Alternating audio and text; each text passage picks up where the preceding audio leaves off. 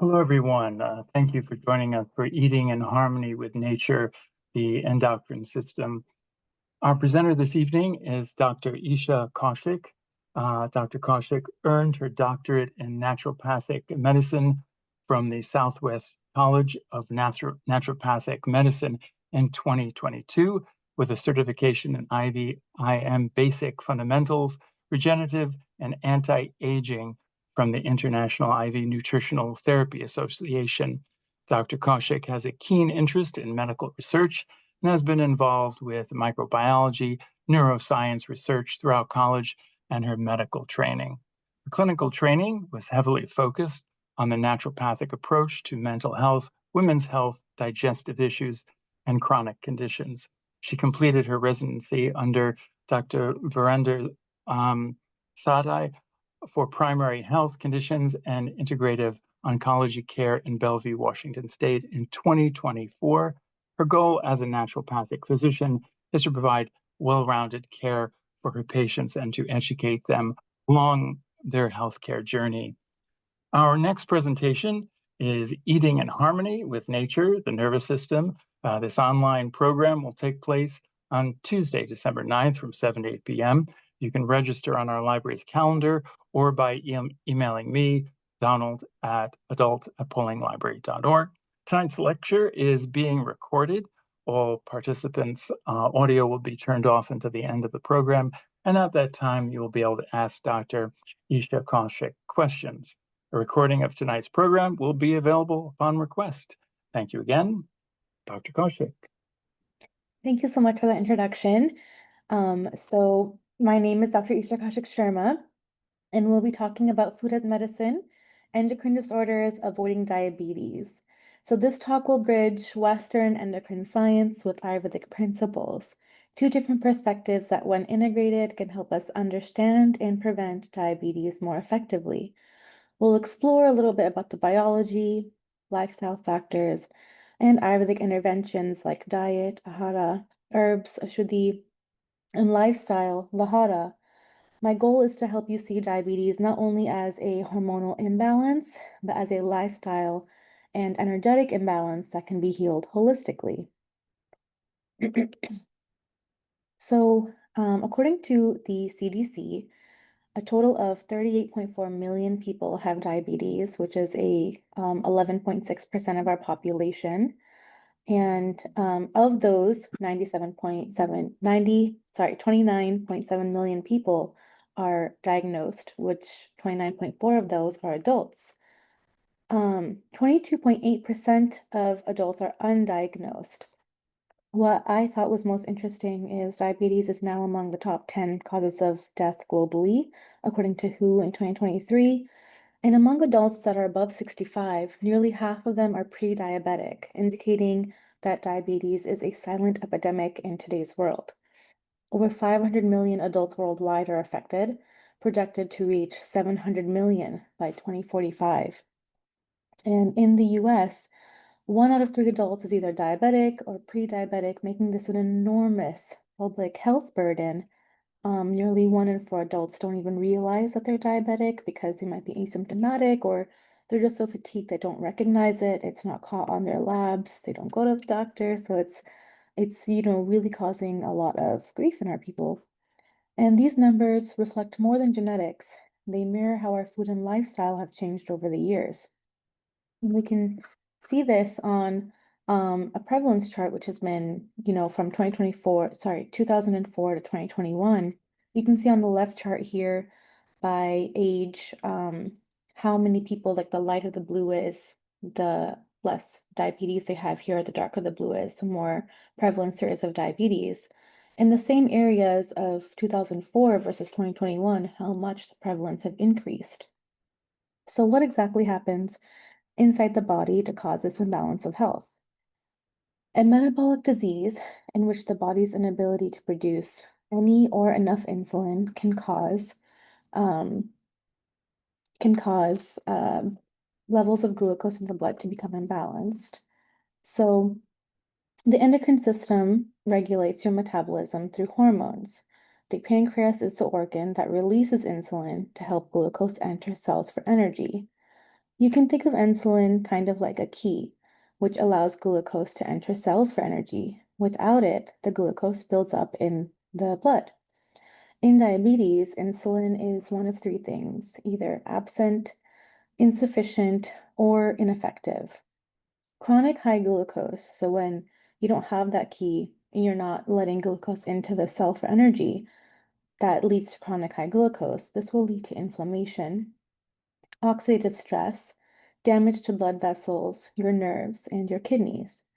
Ayurveda views this as Agni Mandya, a weakened digestive metabolic fire leading to toxic buildup.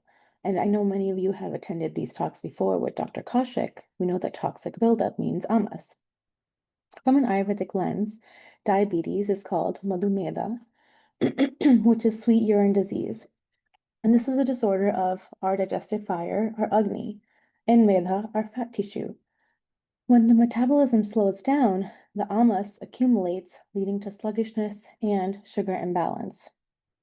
This is primarily happening in the pancreas, but things like your liver, your muscles, your fat tissue, these are major sites of glucose storage and utilization. So although this is a disease of the pancreas, the liver and other organs cannot be ignored. So you will often find comorbidities of liver sluggishness, and tiredness or gallbladder diseases along with diabetes. So in both systems, Ayurvedic and allopathic, when the energy can't flow properly, whether it's glucose or prana, the disease will arise. There are 4 different types or stages of diabetes. Type 1 usually appears early in life and is autoimmune. It's a autoimmune destruction of beta cells leading to insulin deficiency. Type 2 is a case of insulin resistance. It's mainly lifestyle driven and accounts for 90 to 95% of all diabetic cases. So the insulin resistance plus the beta cell dysfunction, instead of destruction, leads to relative deficiency. The third type is gestational, which is pregnancy related and can increase the risk of type 2 diabetes after your pregnancy. And pre-diabetes is that kind of silent stage where intervention is most effective. It's a reversible phase and a very, very crucial prevention window. Ayurveda recognizes diabetes with similar classifications, which we'll go into later as well. Early versus advanced stages, curable versus incurable, depending on the doshic dominance. So let's go into a little bit about what drives these imbalances in the first place. Excuse me. So there are multiple causes and risk factors, like genetics, lifestyle, obesity, stress, and diet, and multiple other things. While your genetics contribute to your risk factors, epigenetics, which are your environment and your habits, as well as your lifestyle, are far more influential on your risk of getting diabetes when it comes to type 2. Some of the contributors to your epigenetics can be lifestyle, which is sedentary lifestyle, obesity, poor diet, chronic stress, inadequate sleep, and certain hormonal disorders such as polycystic ovarian syndrome, PCOS. Stress and cortisol spikes will worsen insulin resistance. Your diet matters because processed foods and refined carbs will increase inflammation. Poor sleep disrupts hormonal balance. And even modern research confirms that stress hormones such as cortisol elevate blood sugar and increase insulin resistance. So the Ayurvedic link here is that Kapha and Vata and Pitta, which we'll go into a little bit later and discussing what those all mean, are very key integral parts of diabetes. So Kapha aggravation can happen through heavy foods, inactivity such as a sedentary lifestyle, and excessive sleep. And Ayurveda frames these as Vata aggravation, which being stress, and Kapha aggravation being inactivity and heaviness. And something to emphasize here is while we can't change our genes, we can change their expression, which is ultimately taking control of your epigenetics. And think of it as your body's constant fight or fight mode. Sugar will remain in the bloodstream to prepare for action, but that action never comes, which is what leads to sedentary weight gain. And the less sedentary you are, the more you'll see that your cortisol, your hormones, and your blood sugar is being controlled. And so this slide is talking about Western diet health associations. High glycemic diets drive chronic hyperinsulinemia. One of the key findings in multiple recent research is that long-term high glycemic diets lead to insulin resistance, found by Harvard School of Public Health in 2020, which is the root of metabolic syndrome. Metabolic syndrome leading to symptoms like obesity, hypertension, dyslipidemia, and heart disease. Those are all caused by chronic hyperinsulinemia. And the ones I just mentioned, obesity, hypertension, dyslipidemia, heart disease, these are all diseases of civilization. You'll find it very rare in traditional societies that eat unprocessed, low glycemic diets with no refined carbs and no processed oils to have these, metabolic syndrome like diseases such as obesity, hypertension, dyslipidemia, and heart disease. Unlike the, what we call the SAD diet, the standard American diet with the sedentary lifestyle, you'll find it very common in today's generation and, today's population to have these metabolic syndrome diseases. And Ayurveda brings in a lot about this with rasadhatu, our fluids, and our fat tissue being disturbed by poor quality foods and irregular habits. The imbalance of Medadhatu, which is our fat tissue, and Rasadhatu, our fluids, the imbalance is caused by excessive sweet, heavy, oily foods. So if you bridge those two systems of the modern Western health diet along with Ayurveda, you'll see that the modern concept of insulin resistance parallels Ayurveda's description of kapha and meda vitiation. So let's go into how Ayurveda explains these imbalances through doshas and dhatus. So if you've attended these talks with Dr. Kaushik before, you're very familiar with the doshas and the dhatus that we'll be talking about next. But we should always go into a little refresher in case anyone's new here as well. So vata being space and air is movement throughout the nervous system and circulation, and just how much of the air movement you're able to circulate in your body, whether that be air in your gut, whether that be in your nervous system, whether that be your blood circulation. Movement and non-stagnation is very important. Pitta is fire and water. This leads your digestion, your metabolism, leading to transformation. And kapha, the last one, is earth and water. This is leading your structure, your lubrication, and your stability. All very important to be balanced. If you find an imbalance in one, that will lead to the imbalance of the other if not corrected. Next are your dhatus, so your body tissues. Your rasa is your fluid, so like your plasma, your lymph, your serums. Your rakta is your blood. Your mamsa is your muscle tissue. Mela is your fat tissue. Asti is your bone tissue. Maja being bone marrow. Shukra being your reproductive tissues. And ojas as the essence of vitality. So the Ayurvedic perspective of diabetes, it typically begins as a kapha disorder. So the sedentary lifestyle, your fluid starts to slow down, you become more sluggish, and later involves vata depletion. So there's a lot of non-circulation happening. You get more fatigue, more weakness. And this can be due to multiple risks and cause factors that are written on the slide here, like excessive sleep, sluggish and heavy foods like different curds, excessive use of dairy, freshly prepared alcohol products, freshly harvested food articles, kapha aggravating foods, and stress. Diabetes often begins as a kapha disorder, a sluggish metabolism, weight gain, and later leads to pitta, and vata stages. So different doshas having entered the urinary tract in vitiated conditions cause the following three categories of prameda, which is diabetes. Kapha vitiates medhas, mamsa, and kleda, which is the liquid matrix of the urinary tract. And pitta is aggravated by hot things, so it's already a fire-led dosha. So the more fire, if you add fire to fire, it's just going to, build up. So you don't want to do that. You want to calm down your pitta or keep it balanced.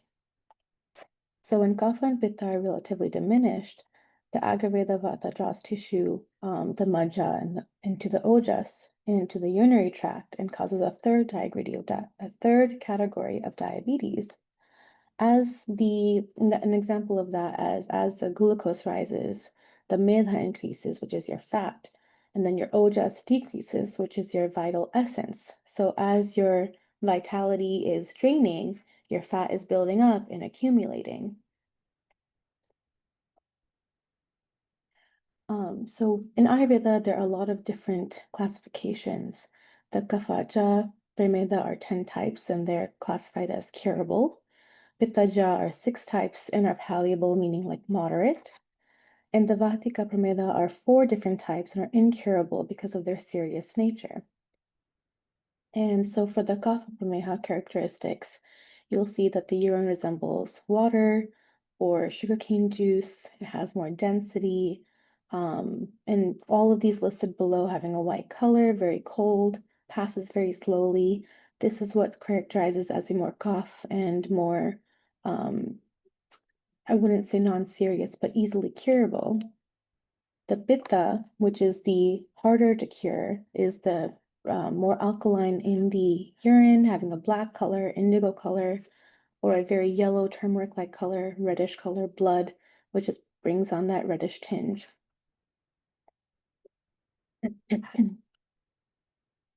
Another characterization from Ayurveda is if diabetic from birth, it is genetic at that point, so it's incurable. At that point, we help mediate your symptoms and help not feel all that fatigue and the insulin resistance, but you wouldn't be able to cure the pancreas at that point, unlike you can for type 2 diabetes.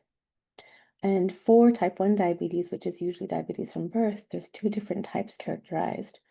For obese and strong, you should be giving an eliminating therapy for your supplements and your panchkarma. If you're emaciated and weak, you should be giving a nourishing therapy. And then for your Vatika, which was the third one, there's 2 categories where your Vayu remains aggravated from the beginning of the disease. And then there's those where Vayu gets aggravated later. These are either curable or palliable, depending on the nature of the original dosha. So either Vata or Pitta or Kapha. And so now going to a little bit about Ahara and what things to avoid. So like food intolerances, salty foods. Food is medicine when used wisely. So avoid processed foods, sugars, alcohols, preservatives, trans fats. These all increase kapha and amas. Going into all of these different listed, if you want to look at into them later or ask questions about them, we can definitely go into what causes more issues the more you have these different foods. So looking for your food sensitivity, your heavy metals test, go into the root cause. Using only complex carbohydrates, increasing the consumption of foods with low glycemic index like legumes and multiple other fruits and vegetables. Increasing colorful vegetables, the more plant-based, the better when you are diabetic. Decreasing the intake of potatoes, sweet potatoes, yams, corn, bananas, papayas, and decreasing the consumption of pre-made tomato paste, sauce, anything that has added sugars. And then things that you should favor are bitter, astringent, pungent tastes. Since diabetes is largely a kapha disease, you would want to reduce kapha with these bitter, astringent, pungent tastes and improve your metabolism. Some examples would be bitter melon, kale, collard greens, and include different spices like turmeric, cumin, coriander, fenugreek, ginger, different vegetables like the bitter melon we spoke about earlier, different greens, okra, asparagus. Asparagus especially is a very strong diuretic, which helps with diabetes. Whole grains like barley, buckwheat, quinoa, more fiber-rich legumes, and then again, the low glycemic fruits like apples, oranges, grapes, making sure to stay away from any high glycemic foods that we can also, if anyone has any questions, we can talk about what those might be. And then going into a little bit about some of the things listed here. Fenugreek reduces post-meal glucose by up to 25%. And turmeric, curcumin, improves insulin sensitivity and reduces inflammation. So things to keep in mind and that are important are to encourage more mindful eating for you and your loved ones, portion control, but not in the way that it has become a buzzword now. By portion control, I mean like meal regularity. So very rarely do people do well with the 3 meal a day picture that people have been going by. For blood glucose stability, a lot of people do better with 6 small meals a day, or having 3 meals but having a very small light snack in between to keep that blood sugar metabolized very balanced and not have those dips and ups that you usually see. The more balanced you are, the more balanced your health will be. And next, going into Ashwadi, so your herbs, your supplements, and you'll see supplements here like diabetes support, which includes gymnema, different herbs like fenugreek, cinnamon, Thrifluplex, hepatotone, neem. Of these, some supplements that increase circulation will be boswellia, mangishta, curcumin, guggulu, and then different vitamins and minerals. Going into a little bit about these herbs, gymnema is known as the sugar destroyer, gurmar, and it regenerates pancreatic beta cells, which has been confirmed in animal studies, very interestingly, and supports beta cell regeneration. Fenugreek aids glucose control through soluble fiber and insulin-like effects. Thrifla supports detoxification and bowel regulation. Guggulu and curcumin both reduce inflammation and lipid levels, at the same time improving your circulation, so improving your vata. Neem lowers inflammation and acts as a bitter astringent. And then usually in diabetic patients, micronutrients are usually low. So chromium, magnesium, zinc, vitamin D, always making sure to get these levels checked ever so often if you are a diabetic patient to make sure that you're replenishing them properly. But, exercising safety, so coordinating the herbal use with the healthcare provider to avoid interactions. Always talk to your doctor before implementing something new. As it is always with Ayurvedic care, individualization is very important. Your dosha is different from everybody else, and it might be different 1 month to another. So your dosages should match your prakriti, which is your constitution, and your vikriti, which is your disease stage. So if you are a diabetic patient, then making sure to do your regular checkups with your Ayurvedic physician, so that they're able to look at your tongue and your pulse and seeing how your body is showing up at that time, so they can make the necessary changes that are needed along with looking at your labs. So next we'll go into Vihara, which is your lifestyle, your daily routine. Ayurveda emphasizes the Nacharya, which is your daily rhythm, your movement, your resting style, your mindfulness, as well as the different therapies.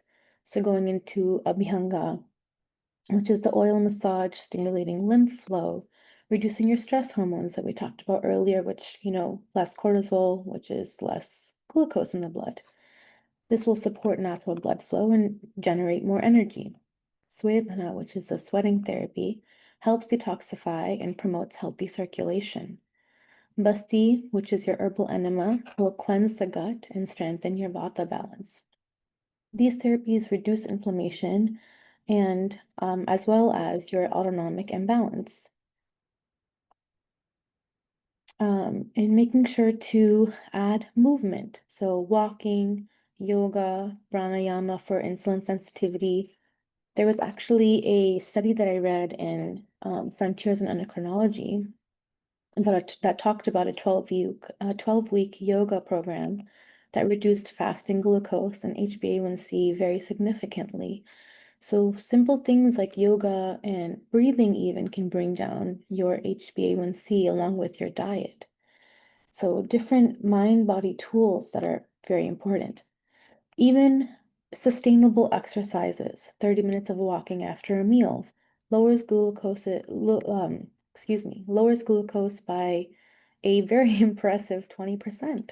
And that's such a simple thing to do if you're not able to go outside because it's cold. You can walk around your home. Just showing that movement to your body, increasing that vata makes a huge difference. And one thing to encourage patients for or yourself for is stress reduction.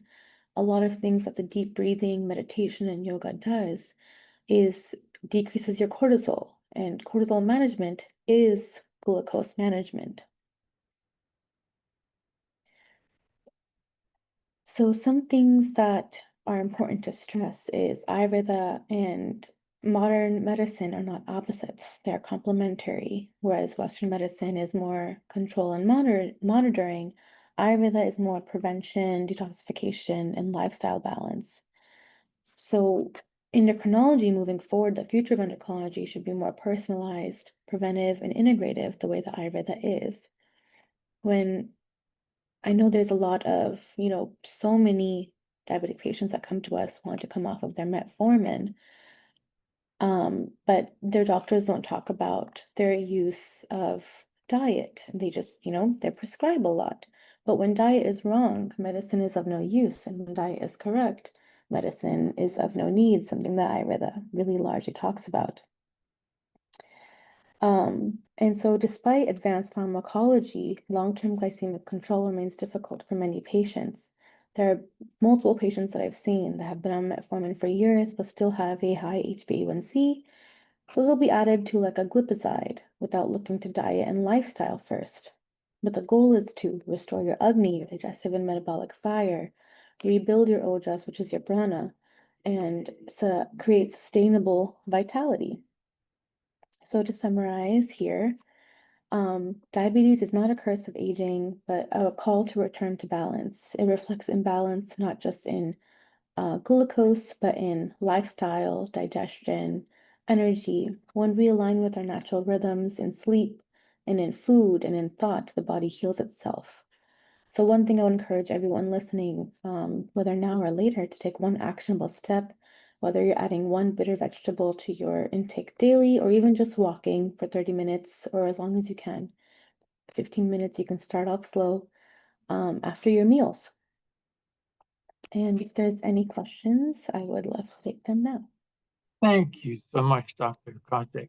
I'm just Thank going to you. ask our participants to unmute themselves. And if anyone would like to ask Dr. Karthik a question, now's the chance. I have a question, Dr. Isha. Are which dosha is more prevalent to getting diabetes? Is there one dosha that's more prevalent? There is. I think I might have skimmed over that, but it's more of a Kapha disease. So you'll find people that have more sluggishness in their body, um, right here. More like their fluid isn't moving around. That's where the diabetes starts. And then it can lead into a vata problem. So they're having more stagnation in their circulation, their nervous system, but usually kapha. Can I ask you a question, Dr. Sharma? Sure. This is Shirley Sharma, and I don't quite understand the fire, water, air, and space that you talked about. The Would you be different able to doshas. explain a little? Yeah, Sure. fire, So space, water, and earth. Sure. So Thank there you. are the different elements, earth, air, the ether, fire, and water, the five different elements. And the combination of those different ones makes up our dosha. So when you add in the ether, which is space, and air, When you you get add, that. I'm sorry, I'm sorry? you said when you add, When you add space, which is ether, so a lot of Ayurvedic textbooks you'll see ether, but that's the same thing as space in I guess colloquial terms. Air plus space, you'll get more vata, which is where you get that circulation from because they're both such non-tangible elements and then so that will be your vata. That is what the one that controls different nervous system circulation.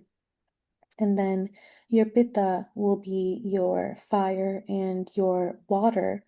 When you combine those, you get the pitta, which is in charge of your digestion, your metabolism.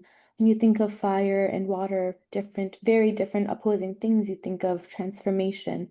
That is what pitta is. is that In diet? Is that diet? Is that food? When you talk about fire, is it spicy food? Is it so? What is fire? What is hot and fire?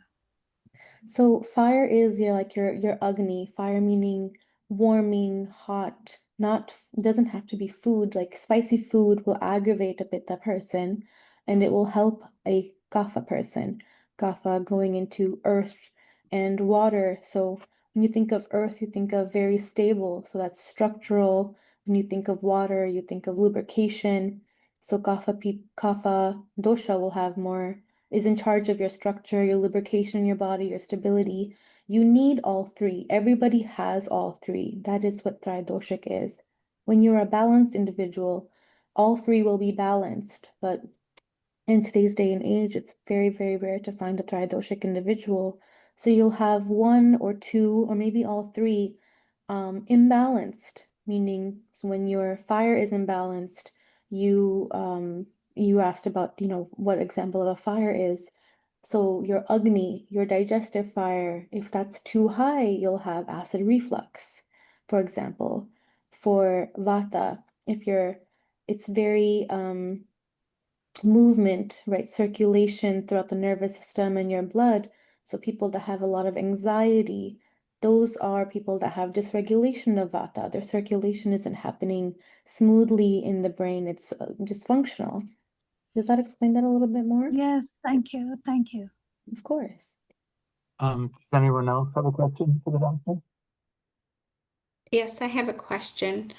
Um, in terms of the food changes, not what to eliminate, but in terms of what to embrace, like you said, bitter vegetables. Mm-hmm.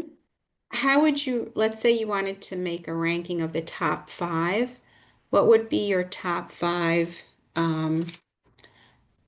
things to include? Foods to add when you have diabetes. Um, Right. okay, so number 2, 3, 4, and 5, I will think about, but number 1 will be bitter melon. What is bitter melon? Bitter melon is a vegetable found in Southeast Asia that looks like a cucumber but bumpy. Okay. I wish I could pull up a picture of it. But And you eat it raw?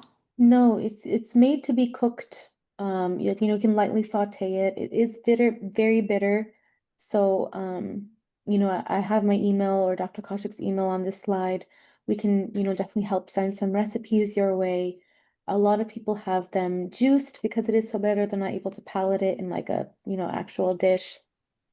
So that would be my number one, 100% will be bitter melon, even for More than asparagus. more than asparagus. Yes, ma'am. Next would be ginger, turmeric. These are different spices, but these will really help with the inflammation as well as cutting down your glucose. Um, I'm sorry, and with ginger, is it the raw ginger or the spiced ginger? do you mean like powdered? Yeah, or just raw ginger, like So that cooking you. with raw ginger or juicing raw ginger, those will always be preferred over like dried. Um, So I would work with raw, whether you're cooking with it or juicing it or adding it into a smoothie even. Next, I would look into switching to complex carbs instead of simple carbs. So switching from white rice, white bread, pastas to your quinoa, your buckwheat, your barley. And then also adding legumes and lentils. So your legumes and lentils are your complex carbs as well as low glycemic index foods. So, a lot of our population now focuses a lot on a very heavy animal based diet. And this is adding to your kapha, your sluggishness.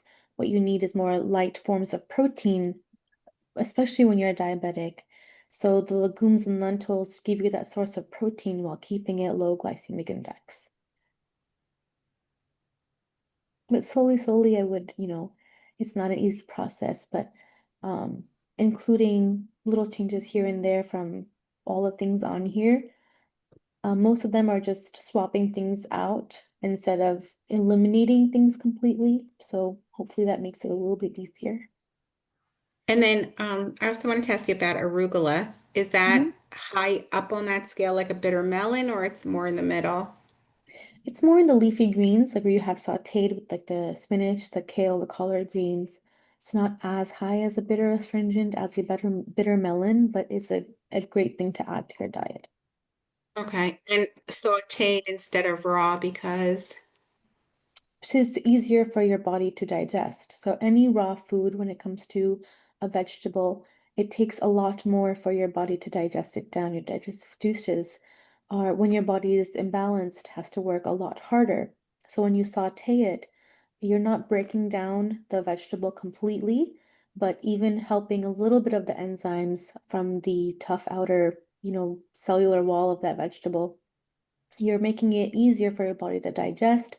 You have to ultimately do less work to get the nutrients and the vitamins out of that vegetable, which, makes it easier for your body to get more nutrients. Then you're not as stressed, not as inflamed in your body and your gut. and sauteed with olive oil. Yes, olive oil, another good oil will be avocado oil, walnut oil. Ghee is always great. Ghee is totally okay in diabetes as well. Thank Reduces you. inflammation, which is great. Yes, thank you for your question. Thank you, doctor. One more question, anyone? May I ask a question, not so much on this topic, but like thyroidism? Could Sure, you tell yes. me if any of these things fall in sync with that? If any of these, I'm so sorry I missed that. If any of these Well, recommendations? I have hypothyroidism. Mm-hmm. So I'm just wondering, is this something that I could follow for that too, or? So some of these would be similar. So a lot of these, none of this would hurt you if you followed it in terms of thyroid. But in order to treat thyroid, that would be, I'm not sure if Dr. Kaushik is going to talk on that we can request, or if he's about to, or we can, do that next. But it will be a little bit different just because your pancreas is a separate gland than your thyroid. They need very different nutrients and vitamins. So, for example, the vitamins and minerals that are listed here are for increasing insulin, decreasing glucose, which will be different for their hypothyroidism. So definitely feel free to reach out. We can definitely see what we can, help tweak in your current health regime to help you with hypothyroidism. But some things would be similar, such as all these foods, if you were to incorporate, would still help with Yes. hypothyroidism. But here, the supplements and the vitamin minerals would be, different, not completely different. Yeah. A lot of the things that would be similar are the terfla, heparatone, and neem, but everything else would change a little bit. Yeah. Thank you. All right. So, Thank you. Thank you, thank you. Dr. Kaushik.